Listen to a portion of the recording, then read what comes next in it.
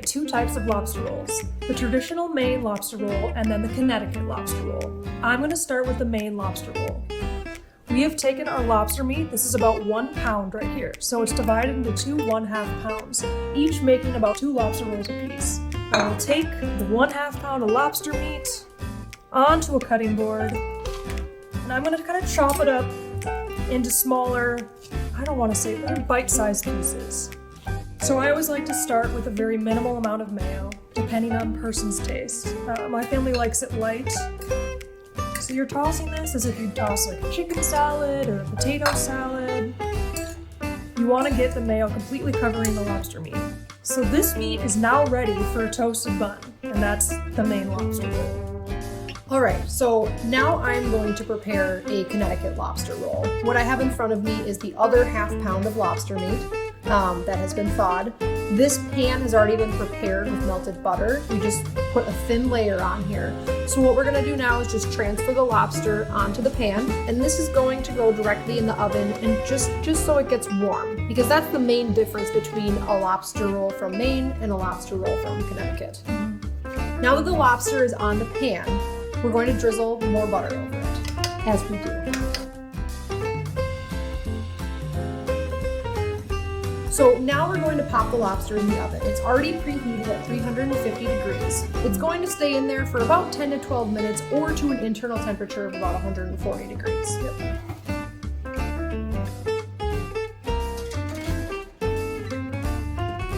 So we've already melted a little bit of butter, and we're going to start preparing our rolls. We have bought these locally. You do not need to source them from Maine to make a Maine lobster roll. That just doesn't create any more freshness for you. So you're buttering each side of these top cut buns. Alrighty. Now we're going to take these buns over to the stovetop and pan fry them for a short time. So I like to set my skillet when I'm pan frying these buns to like medium low.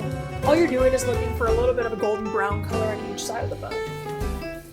So I can hear it sizzling. That's probably a little too hot. I'll turn it down just a tad.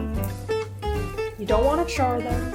And I'm going to put them on their sides for, I don't know, I'd probably say like a minute, and then I'm going to flip them.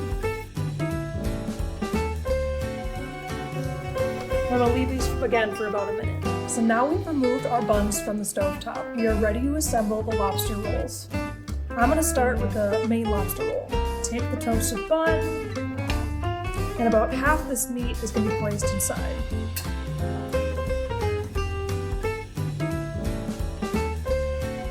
There's the Maine Lobster Roll. Now the Connecticut. Okay, so now I have my lobster that we just pulled from the oven that we drizzled with butter. So now I'm going to do the same thing and take these buns, tongs, and load up the roll with lobster meat. Now we've got our 4 lobster rolls, 2 Connecticut and 2 Maine lobster rolls. The final step is just drizzling some butter onto the Connecticut roll.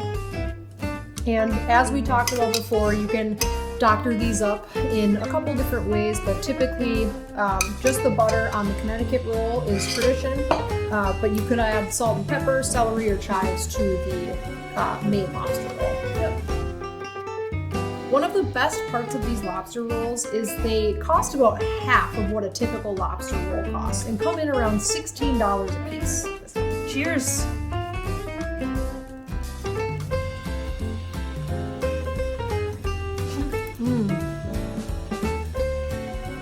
Good stuff. So good.